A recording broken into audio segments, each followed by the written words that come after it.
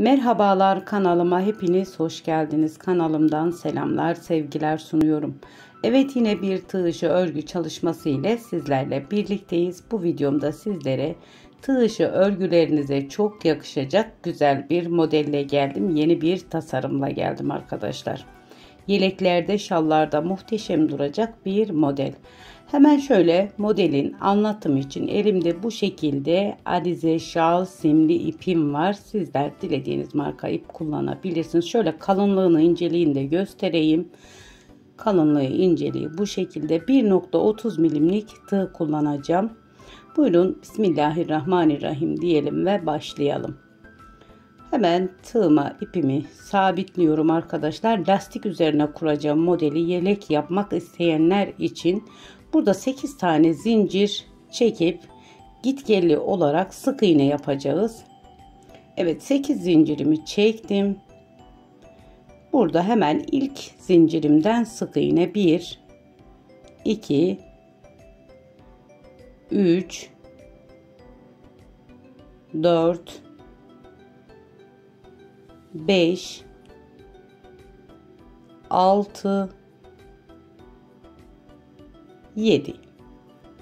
7 tane sık iğne bana yeterli gelecektir. Sizler dilerseniz bunu daha uzun, daha enli tutabilirsiniz. Bir zincir çekiyorum, geriye dönüyorum. Sık iğne yapıyorum. Diğer kanatlarına, tek bir kanadına batarak arkadaşlar bu şekilde yine 7 tane sık iğne yapıyoruz. Dediğim üzere buralarını sizler 9 zincir 10 zincir ile başlayabilirsiniz. Daha enli olsun isterseniz. Evet, tekrar sık iğnelerimi yapıyorum. Güzel, hoş bir görüntüsü var bu lastik modelinin de. Beğenirseniz bundan yaparsınız. Evet, bir zincir ile tekrar geriye dönüyoruz. Yine tek bir kanatlarına batarak sık iğnemizi yapıyoruz. Dilerseniz sizler sade trabzan da yapabilirsiniz. Su taşı üzerine de kurabilirsiniz. Etol şallarda zincir üzerine kurabilirsiniz bu modeli. Tekrar bir zincir.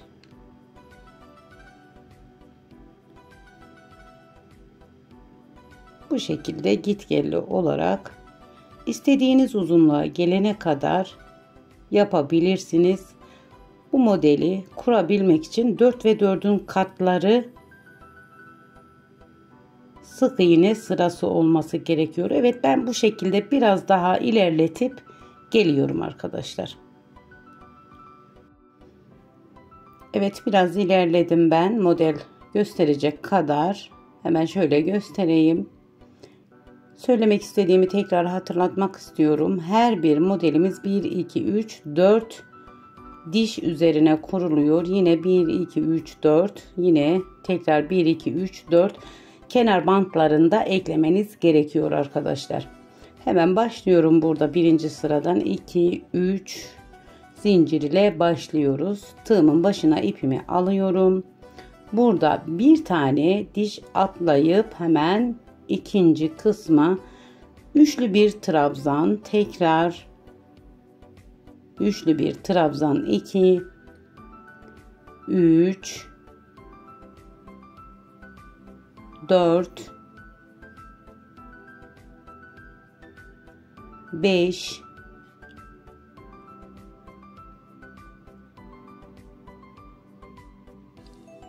6 ve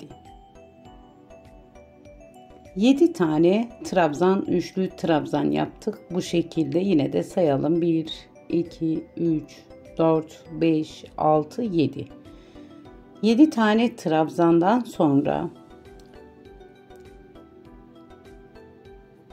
bir tane zincir çekiyoruz. Hemen buraya tığımın başına ipimi alıyorum. Yine bir tane diş atladım ikinciye. İkinci kısma bir tane fıstık yapıyoruz. 1 2 3 4 ve 5 tane ilmek topladım. Tek seferde kapattım. Bir zincir, tığımın başına ipimi alıyorum. Hemen bu yapmış olduğumuz bir modelimiz, hemen ikinci modelimize geçiyoruz. Yine bir tane atlayıp 7 tane trabzan yapıyorum. 1 2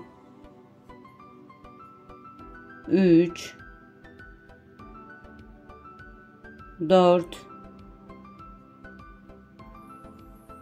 5 6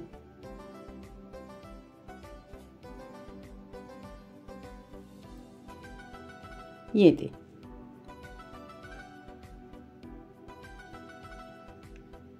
Yine tekrar bir zincir, tığımın başına ipimi alıyorum. Yine fıstık yapıyorum.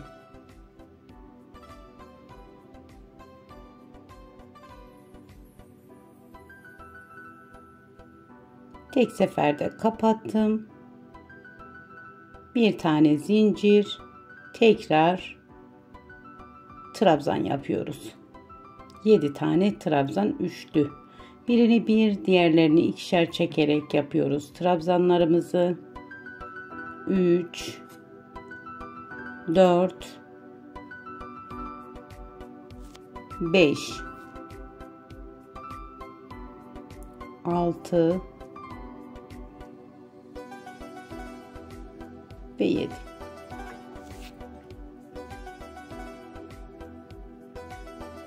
Burada bir zincir, tığımın başına ipimi aldım. Kenardaki hemen kenar kısma 3'te çektiğim bir tane trabzan yaptım. Birinci sıramız bu şekilde. Modelimiz 4 sıradan oluşuyor arkadaşlar. Bir zincir ile geriye döndüm. Bu sıramız sık iğne. Hemen ilk trabzanımın tepesine bir sık iğne, yine zincirimin içine de bir sık iğne yaptım. Modelimi geri çeviriyorum. Burada birinci trabzanımdan bu şekilde girdim. 1 2 3 4 5 tane sık iğne yaptım. Hemen 5 tane sık iğneden sonra buradan diğer en sondaki sık iğneme geldim. Buraya da 2 3 4 5 tane sık iğne daha yaptım. Hemen şöyle göstereyim. Bu şekilde bir görüntümüz oluştu. Araya bir sık iğne, fıstığın hemen içine bir sık iğne, buraya 3 tane zincir. Yine tekrar aynı yuvanın içine bir sık iğne, zincirimizin içine tekrardan bir sık iğne. Geriye çevirdim. Yine birinci trabzanıma 1 2 3 4 5 tane sık iğne. Hemen sondaki trabzanıma atlıyorum. 1 2 3 4 5 6. trabzanım sondaki. Tekrar 1 2 3 4 5 sık iğne daha yaptım. Araya bir sık iğne, fıstığın içine, tepesine bir sık iğne, arada 3 tane zincir, aynı yuvanın içine sık iğne. Yine zincirimin içine sık iğne. Hemen geriye çevirdim. 1 2 3 4 5.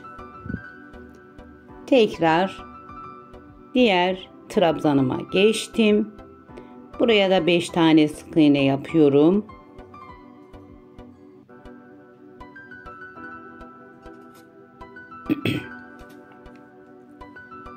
Hemen kenardaki zincirimin içine bir sık iğne, bir de zincirimin tepesine sık iğne yapıyorum. Hemen şöyle göstereyim. Görüntüsü bu arkadaşlar. Şimdi yer değiştirecek, yani modelimizi kaydırıyoruz. Bu görmüş olduğunuz fıstıklar bu şekilde bu kısma geliyor. yine bu kısma geliyor. Yine fıstık bu kısma geliyor. Yani örneklerimizin yerlerini kaydırıyoruz. Şimdi modelimizin 3. sırasındayız. Bir zincir çektim. Hemen bir tane sık iğne yaptım. Burada 1, 2, 3, 4 zincir çektim. Tığımın başına ipimi aldım. Burada hemen arada 5 tane trabzanımız var bakın. 5 tane trabzanımı 1, 2, 3.'ye giriyorum. Fıstık yapıyorum. 1,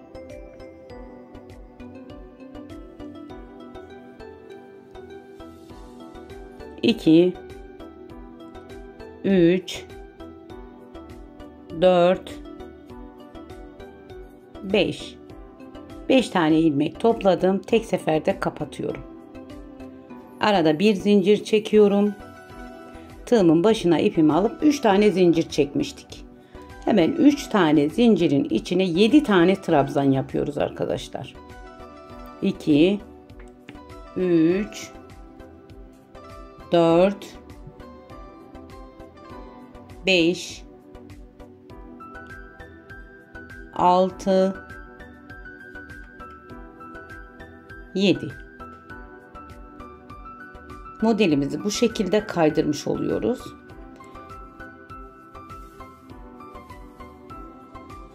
Evet, 7 tane trabzan. Bir zincir çekiyoruz arada. Tığımın başına ipimi alıyorum. Yine 3. trabzana giriyoruz. 1, ipim bir yandan dolaşıyor. 1, 2, 3, 4, 5. Topladım.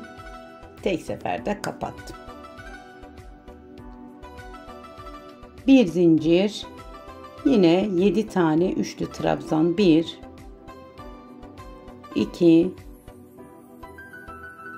3, 4, 5, 6, 7.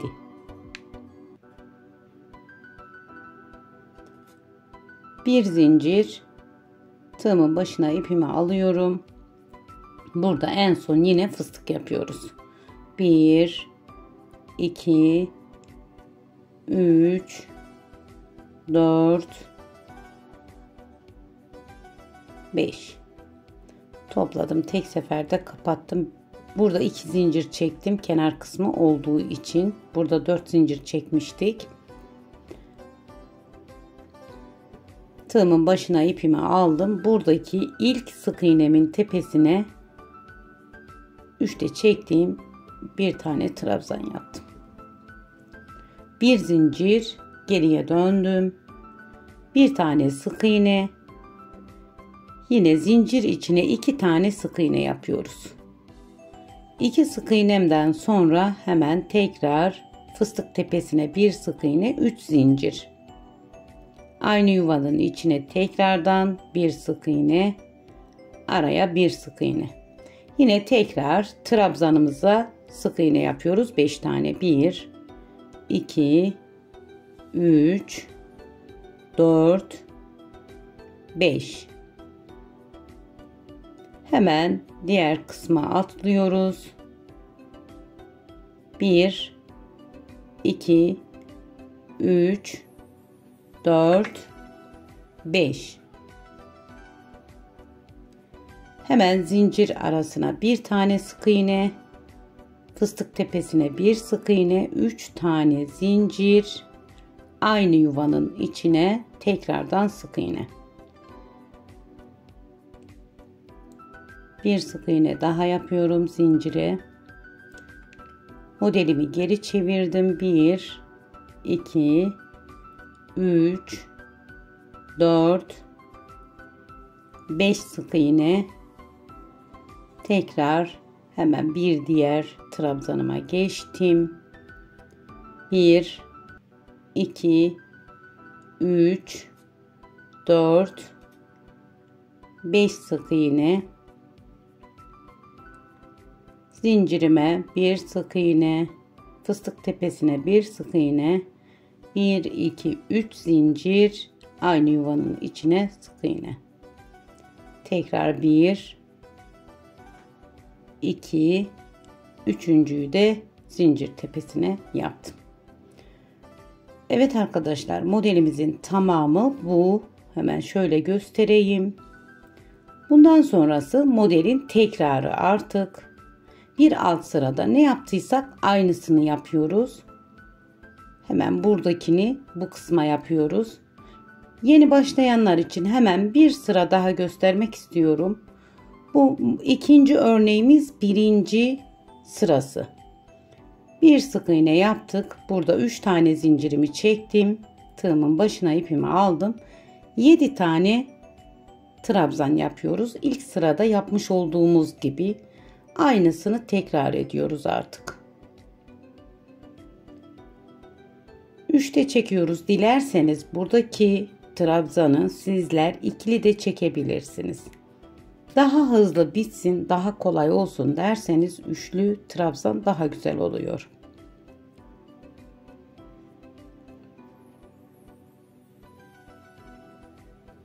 Arada bir zincir çekiyoruz. Artık buraya hemen üçüncü trabzanın tepesine batarak fıstık yapıyoruz. 1 2 3 4 5.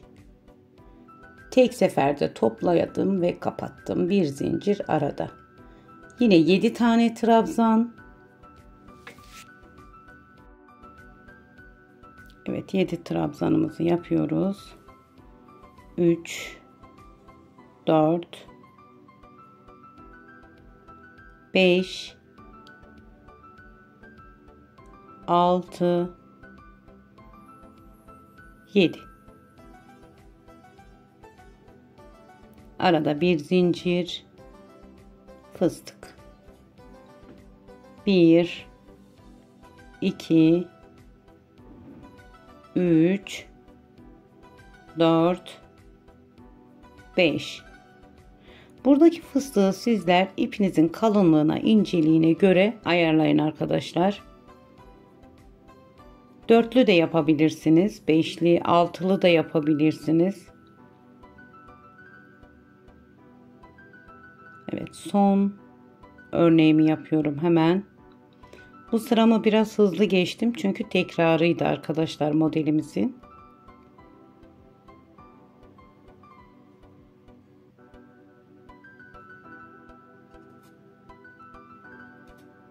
Evet, burada bir tane zincirimi çektim ve kenar kısma bir tane üçlü trabzan yaptım. Evet arkadaşlar, modelimizin tamamı bu şekilde. Bundan sonrası yapacağımız tekrarı oluyor. Gerçekten görünüşü bu şekilde, hemen şöyle göstereyim.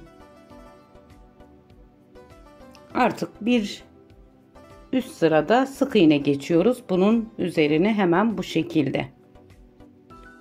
Evet, ben daha önce yapmış olduğum büyük parça üzerinde modelimi sizlere göstereyim.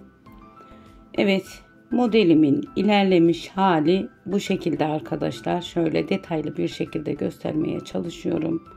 Modelimizin görüntüsü bu 3 boyutlu bir model. Her bir tarafından baktığınız zaman farklı bir görüntüsü var. Ters yüzü de bu şekilde tertemiz duran bir model. Evet arkadaşlar, bu videomda elimden geldiğince bu modelin anlatımını yapmaya çalıştım sizlere. Bir videomuzun daha sonuna gelmiş bulunmaktayız. Bu aşamaya kadar beni izlediyseniz bir beğeni, bir yorum yapmayı lütfen unutmayın. Bir sonraki daha güzel tasarımlarda, daha güzel modellerde buluşmak dileğiyle Allah'a emanet olun. Hoşça kalın.